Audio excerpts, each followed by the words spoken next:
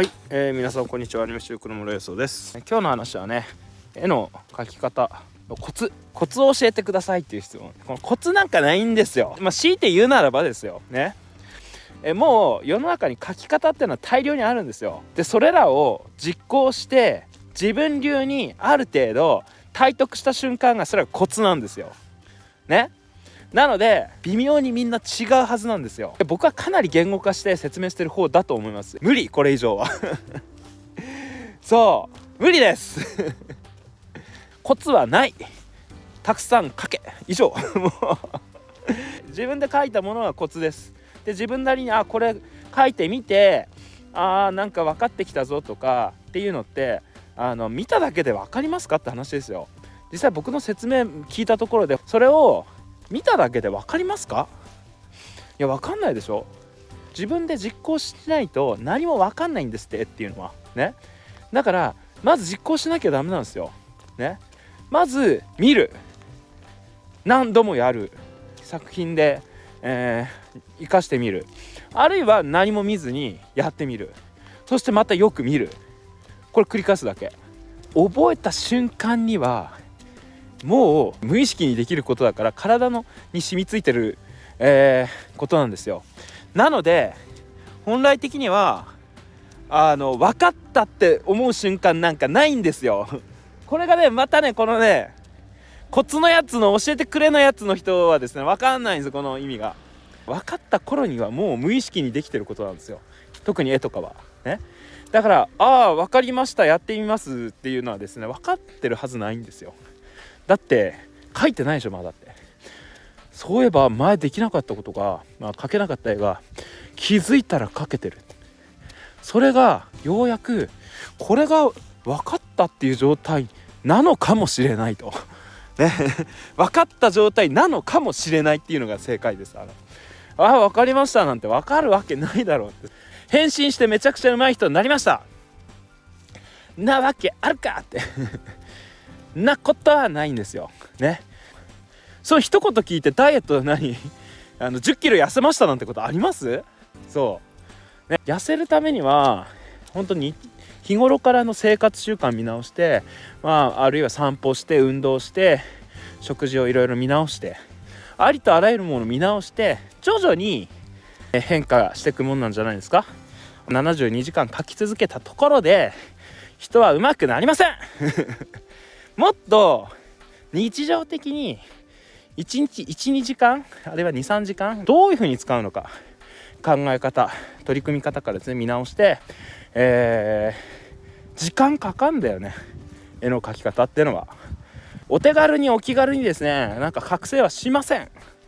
その入り口やきっかけはできるかもしれない。それでね、だけれどその後継続してやり続けるかやり続けないかはもう皆さん次第なんで、コツは自分で作ってください。でコツになるための材料素材、はもうすでにこの世の中に無数に存在してます。それを自分流にちゃんとカスタムして、コツというのはですね自分で使える状態のものを言うんですよね。ノウハウっていうのはそれだけでは使えないんですよね。だって書いてないでしょまだそれただ知識として選択肢として自分の可能性としてはあるんだよ。これを使える状態にするにはね、コツのやつの都合のいいやつはですね自分で作るしかないんですよ。一番のコツあります？すいません、ありました。最も簡単にうまく書く全ての共通するコツがあります。簡単です。見て書けですよはい見て書きゃねだいたいうまく書けんすよ。てか見てもううまく書けないものは見ないでうまく書けるわけないじゃないですか。だって見ても書けないものは見なくったらもっと書けないよね。いや見てもうまく書けないんですって人はですね時間をかけよう。そして目の前にあるものを正確に写し取るための手順を踏もう。そう見て描くということはですねもう絵を描く全てにおいて共通するですねめちゃくちゃ重要な、基礎体力に近いんですよ。ありとあらゆること、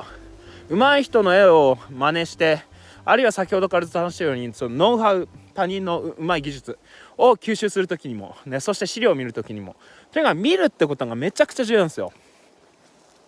ちゃんと見てちゃんと描けたら無双ですよ。はい、もう最強です。最強絵描きです。ですがほとんどの人は自分の思い込み、手癖、などによって目の前にあるものすらちゃんと描けないじゃないですか、普通に考えてね。それ描けたら相当なもんです。一個一個ね積み重ねていくしかないですね。いきなりスーパーマンはいないんで、人っていうのはね、見て描けばいいんですよ。それが最高のコツです。あともう一つ言うと、もうちょっとだんだんいくと、絵の土台がちゃんと描けてない人が多い。これがね微妙っていうかいまいちなものは、その後の工程になればなるほど面白くなるかっていうとどんどんつまんなくなります。はい、なので大体のものは土台から見直せなんですよ。だからその表層の何かをこねくり回せばどうにかなるというふうに考えてる時点ではうまくならないんですよ。うまい絵ってのは土台から色がなくても構成配置だけでも十分魅力的なんですよね。じゃあそれどうやって学んだらいいのって、それですね、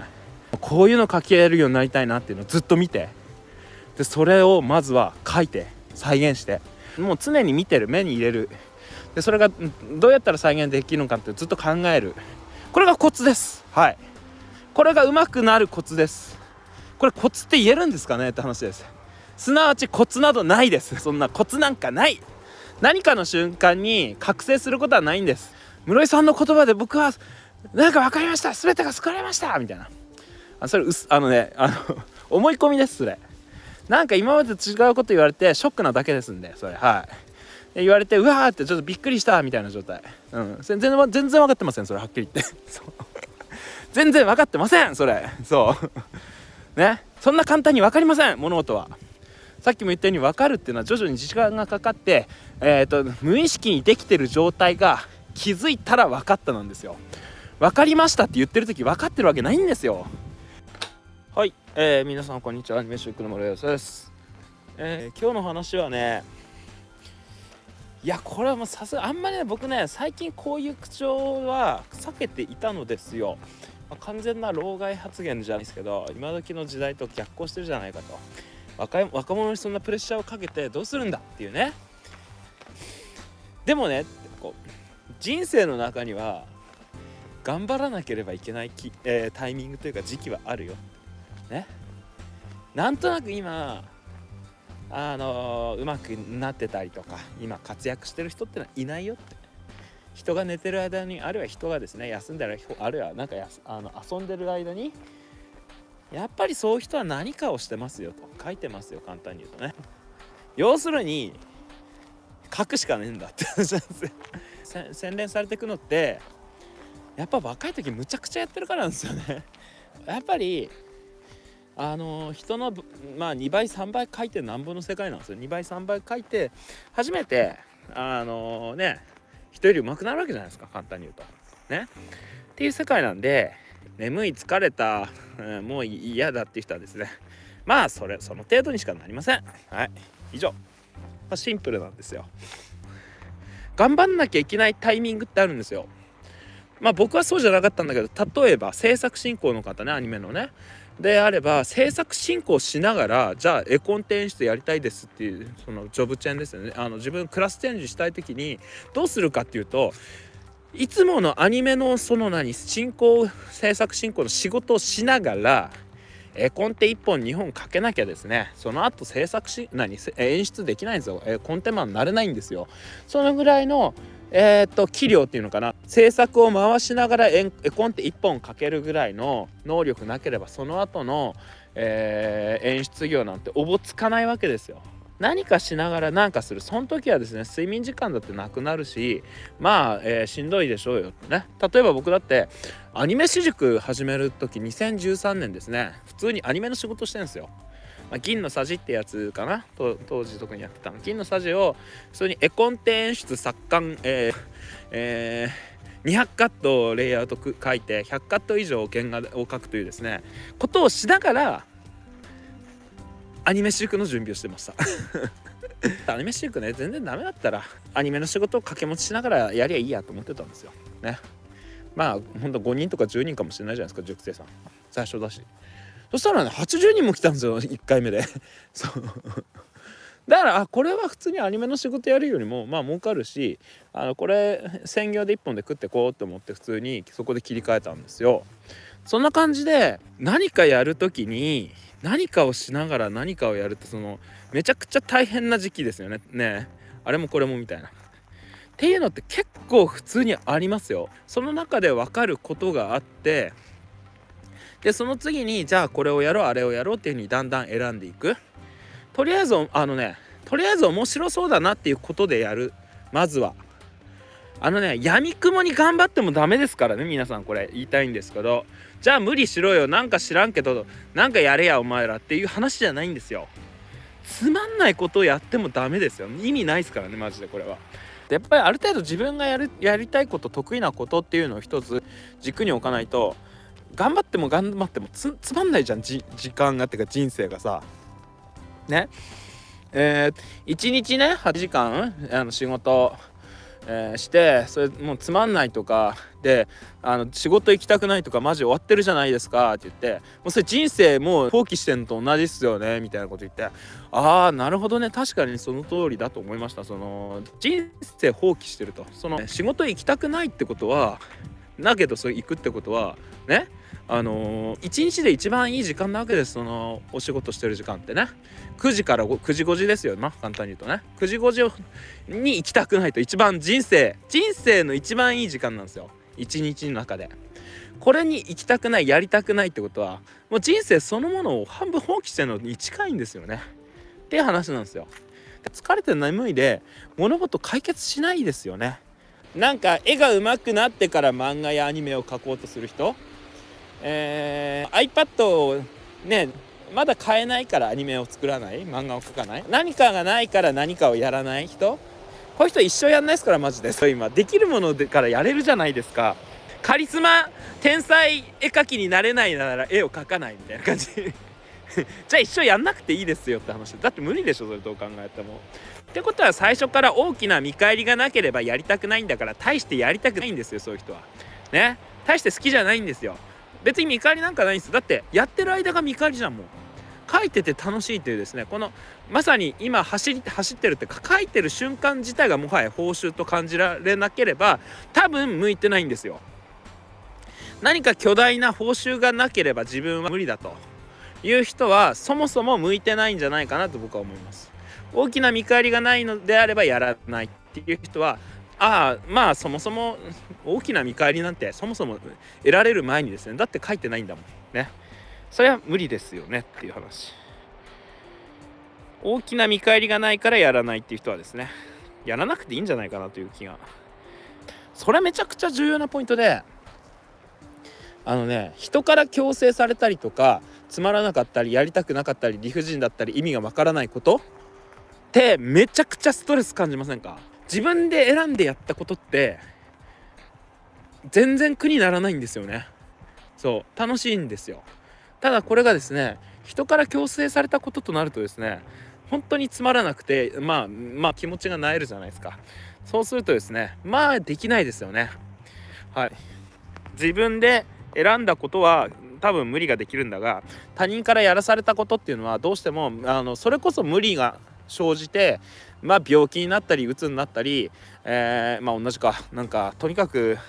やられますね。楽しくないことは基本的に人生において楽しくないっていうのは正義ではないと僕は思います。本当最後のまとめで言うと、ただ闇雲に頑張りゃいいとか人よりも何かやればいいじゃなくて、やっぱね楽しさを基準にね物事考えなきゃいけないし、そしたらねなんか15時間でも18時間でも若いうちだったらね、やれますよ。ただそんなにできないなと面白くないなってことは多分チューニングが合ってないんだと思う。やってることがそもそも自分に合ってないんじゃないかっていう疑い、常に自分のこれはやるべきことだったり楽しいこと、充実してることなのかということはですね、常に振り返りながらやった方がいいです。練習にしても漫画を3年描いてる5年描いてるから今までの3年5年10年が無駄になるような気がするから取り返しがつかない人結構いませんか？そういう人、アニメでも漫画でもイラストでもない、今までやってきたことを全否定しちゃうような気がするからもう戻れなくなっちゃったみたいな。それ自体がさなんでってそう常に変えて、常に自分に対して合ってるかどうかをチューニングし続けてなんぼだと思いますんで、それを前提に頑張ってください。闇雲に頑張っても意味はありません。それだけご注意ください。その時の基準が楽しさとか、その時自分がどう思ってるかっていう、その自分の心の声に蓋をしないで向き合うっていうことが一番大事じゃないかなと思います。ということで、皆さんご視聴ありがとうございました。今日の話ね、アニメの仕事をしたい人はアニメの仕事をしようっていうなんだそれってまあこれが真理だなっていうふうに思います。いきなり人っていうのはめちゃくちゃうまいなんかアニメの仕事ができやしないんですよ。最初の頃ボロボロでですね、全くいいところがないみたいなところからスタートして徐々に積み上げていくんですよ。アニメの仕事っていうのはほら、アニメ業界での仕事っていうのを皆さん仕事だと勘違いしてる、まあそれだけが仕事だと思ってる人いるんですけど、実はですね、自主制作アニメをしたりとか、自分で作ったり勝手にやってみたり、何か作品を発表したり、何でもいいんだけど作品作るっていうのは仕事のうちなんですよ。ただ金はもらえないけどね、自分で作ってる分にはね、お金はもらえないんだけど仕事は仕事なんですよね。なのですごくハードルの低い仕事から徐々にハードルの高い仕事、あるいはお金のもらえる仕事に徐々に変えていくっていうのがいいんですよ。というか、そうしないと何練習していいのか分かんないし、あと自分がそれがどの程度好きかも分からないんですよね。だからね、準備ばっかりの人は伸びないよっていう話です。アニメの仕事をしたいからデッサン教室に通い、パース講座を受けみたいなさ、分かんないけどね、そしていろいろぐるぐるしてるうち自分はどうなんだろうって考えてみたいなね。でやっぱりこの程度じゃアニメーターになれないだろうからなんか諦めましたみたいな。まあそれはそれで別にいいんだけど、どんだけ準備してんですかまあまあ上手くないと、まあさすがにアニメの仕事振られやしないんですけど、結構下手でもアニメの仕事振ってもらいますよ。ひどいもんほんとマジで、アニメの仕事見たことある人だったら分かると思うんですけど、その最底辺っていうんですかね、まあ褒められたもんじゃないんですけど、それは結構レベルが低いんですよ。はい。なので仕事はやりながら覚える。誰かに教わったりしなきゃいけないことがやっぱあると思うので、その教わる人間に対して自分はまあある程度こうやる気がありますよ、上手くなりますよって雰囲気は見せなきゃいけない。雰囲気ね、そう雰囲気作り大事ですよ。大事なことはですね、自分でやることなんですよ。だから仕事見せてくれるのが一番いいんですよ。仕事を触れるかどうか判断するに、まあ当たり前ですよね。だから仕事したいんですって言うんだったら仕事しましょうなんですよ。自主制作という形で自分はこのぐらいできますっていうのをアピールするのもいいだろうし、それはいろんな形で疑似的な仕事ですね。これ本当に、まんま仕事じゃんみたいなぐらいかけたらその人に仕事振るでしょ。とりあえずあるもので仕事らしきことをして、もう完全に仕事みたいな感じでやることが結果それ仕事になるんだよね。いやもちろんプロの現場となるともっと複雑なというか難しいね要素ってのはそれはあります。現場の仕事でどこまで何をどういうふうに要求もクオリティ求められてるかってみんな違うから、そこはね。そこでまあどんどん組んだ人間、一緒にやった人間とのノウハウを吸収してってだんだんね、上手くなっていくんですが、スタートアップっていうか最初のさめちゃくちゃ簡単な部分はやっぱりある程度自分で興味持ってやってくんないと、そんな1から100まで全部教えてくんないですからね。1から60ぐらいまでは自分で勉強して、残り半分は人から学ぶって感じだと思うんだよ。半分ぐらいはやっぱ自分でね勉強するぐらいの、熱意がなければ、最初からやんなきゃいいんじゃない別にって感じ。頼まれてやるような仕事じゃないんですよ。自分から行って取りに行く仕事なんでね。人に頼まれてやる仕事っていうのはあなたがめちゃくちゃうまくて、もう他の誰よりもうまくて、とにかくあなたにお願いしたいというですね、もう巨匠クラスですね。そうじゃないんだったら自分から取りに行って自分から勉強して自分から仕事をやってでアピールしていかないと誰も仕事振りません。なんで基本仕事は取りに行くんですよ。このぐらいできますよ、やれますよアピール、そして実際こんなぐらいのことやれますよっていうのをねひたすらアピールしてきゃいいだけの話なんですよね。なので仕事がしたい人は仕事をしようっていうねなんじゃそりゃですけど、もうこれ真理なんですよ。でもこれはねアニメーターに限らずだと思いますよ。漫画家になりたい人は漫画描けばいいし、イラストレーターになりたい人はイラスト描けばいいしね、最初からめちゃくちゃ上手い人なんていやしないから、やっぱ積み重ねなんですよね。で積み重ねって何かっていうと、もう実際の実際の仕事、実際に商品のミニマム版というか、まず自分ができる範囲のしょぼいのでも何でもいいんで、まずやってみることを積み重ねていったら、結果としてそれが仕事に、実際に、お金も最初は、数千数百円しかね、何冊かしか売れなかったのが、ようやく1万円台になり、それが10万円100万円になりみたいな感じで額がだんだん大きくなるわけじゃないですか。いきなり 1冊目から100万稼げる人っていいんですかね。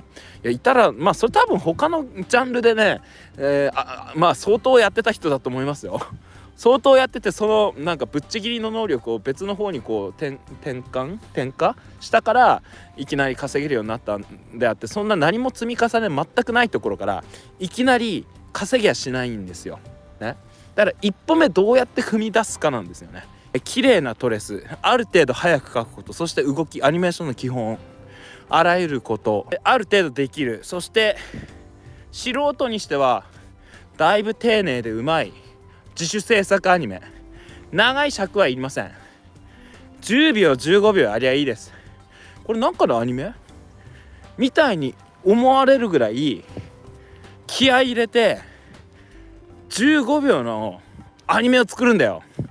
色も塗る、最後まで仕上げする。はい、そしたらあなたなんぼでも仕事きますよ。でそんなことを制作過程をX にポストしてればですね、あなたに仕事来ますよ。そして友達ができますよ、アニメーターの。そしたらそのアニメーターの友達だったり、その仕事を制作さんやら何やら知り合いができる。なんぼでも腐るほど仕事なんかあるんだよ。本当にあるから。そのぐらい具体的に本当にこれ仕事じゃんみたいな、これもう完全にアニメの絵だよねみたいな。15秒も3秒でもいいよ、最悪一瞬でいいんだよ。それができたらあなたもうプロなんですよ。はい、皆さんおはようございます。アニメ主役の諸義です。皆さんの心のどこかにあるですね、どうにか何も見ずに書けやしない子というですね、甘いささやきが、あるかと思いますが、もうとっとと諦めてくださいっていう、ところから話をしたいかなと思ってます。だいたいですね、この、見ないで書けるようになりたいんですけどっていう質問するほとんどの人が上手くなりません。すいません、残念でしたそういう人間はね、ほんとね、面白いぐらい上手くならないです。そういう切り捨てるような言い方をすると失礼なんですけど、だいたいそういう質問をする人上手くならないです。あとね、お手軽に上手くなるコツはみたいな感じの人する人もだいたい上手くないし、上手くならないですね、これね。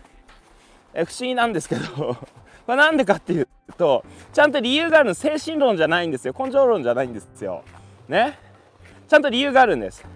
そもそも最初の新入閣考え方のスタートラインが間違ってるんですよね。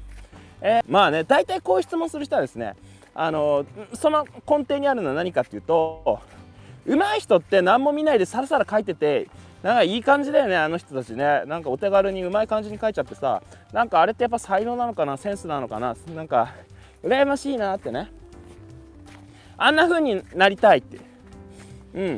わかるよそれは。だけど知らんのですよ、その人たちが何をしてそれになったかっていうのをそれ何かっていうと、もうひたすら資料を見るどころか、もう下敷きにしたりとかトレースしたり、ありとあらゆる上手くなるための手段、テレンテクだね、いろんなことをですね、可能なこと全てやって今なんですね。でそれでそのサイン会じゃないですけど、その場で即興で書くみたいなことありますよね。正直あれね、その人たちからしたらですね、6割の力出せるかな。人前だから多分本人比で5割ぐらいの力しか出てないと思います。だけどみんなからしたら凄まじくうまいと思うでしょ。でもあれね、プロから見たらね 50% の力で書いてるんですよ。いや 50% の力しか出せないで書いてるんですよ、あれで。だけど日頃のそもそものね、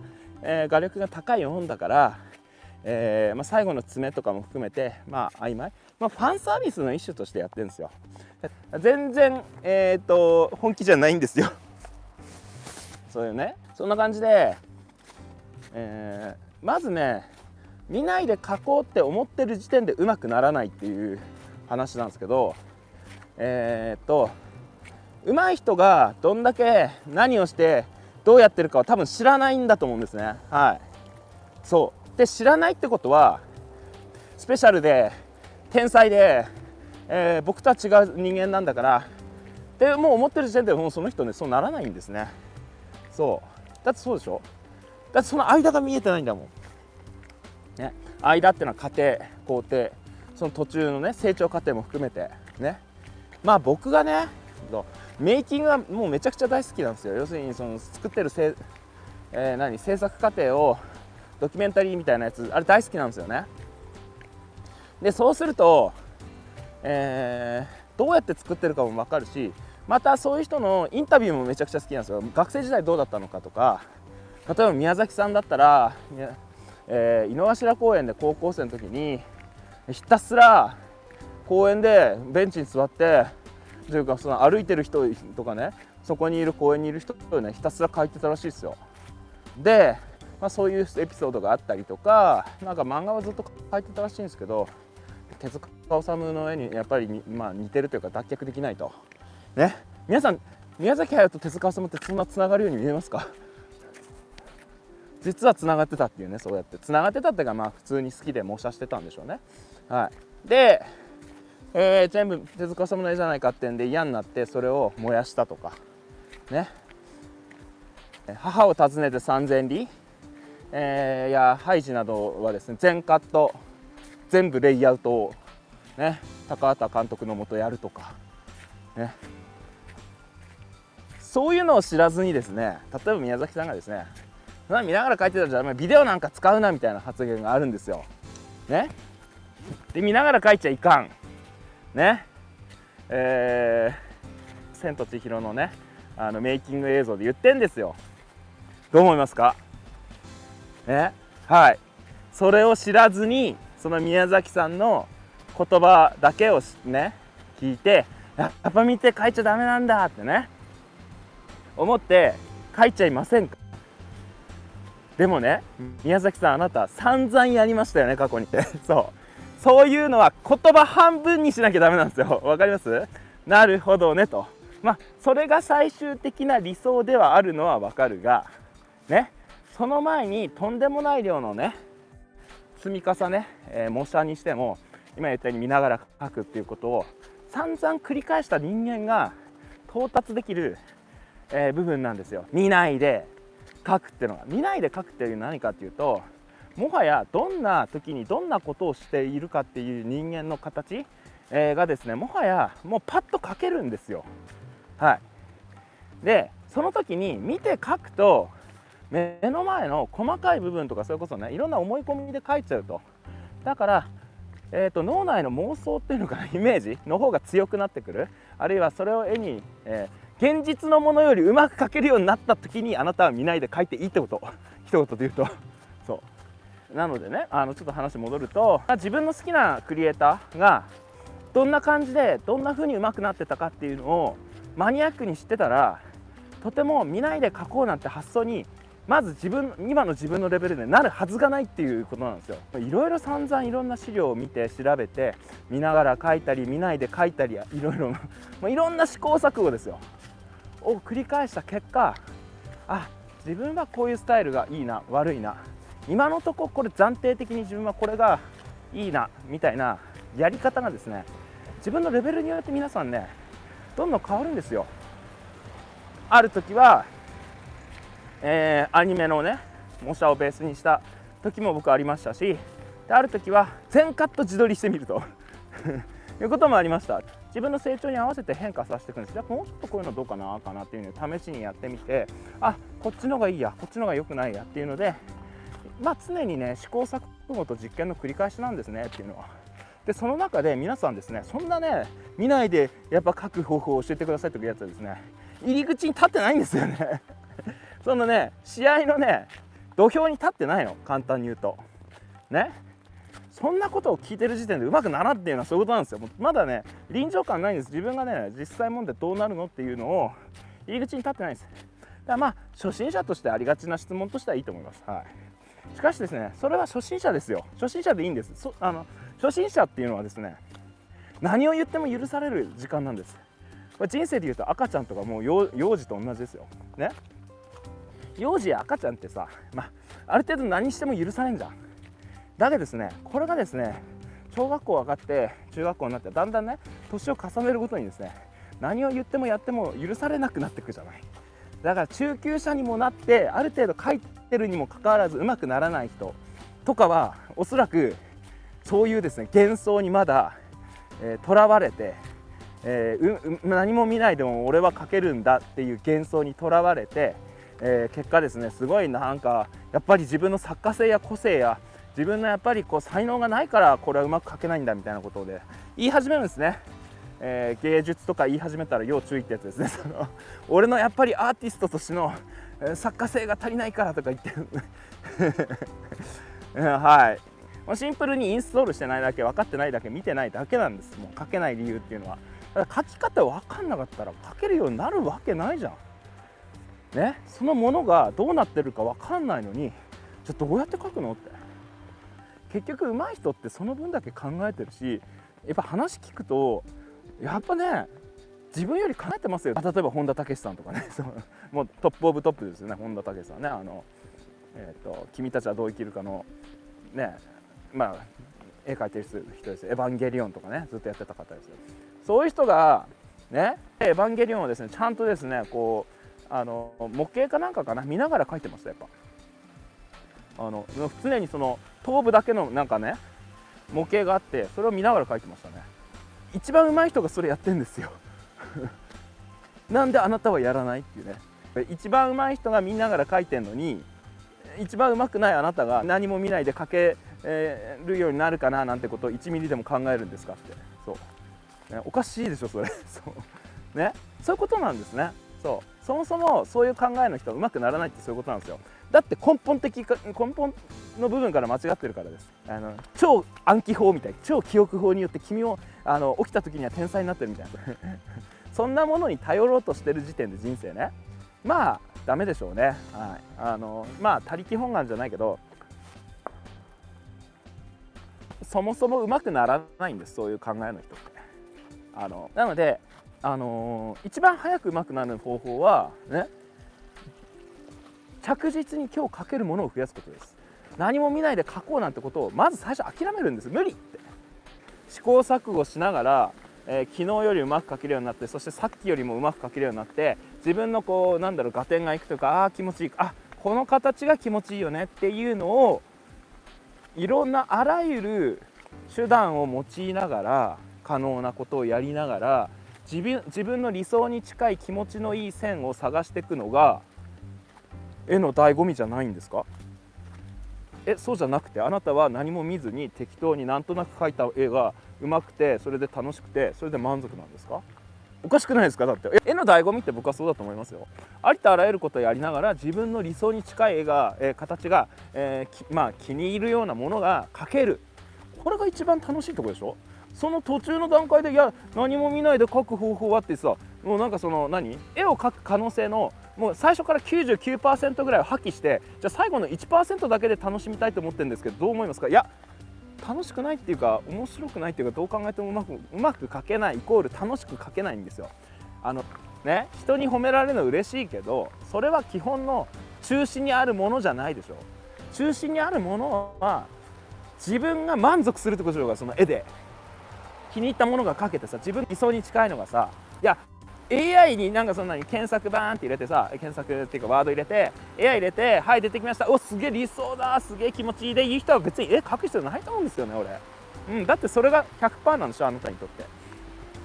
でもこれじゃないんだよなと思って、気に入らないなと思って描くから楽しいんじゃないんですか？でそれを要するにうまく描くっていうのは自分が最大限絵を楽しむ方法なんですよね。うまいって何かっていうと、自分の理想に限りなく近づいていったっていうことなので、それが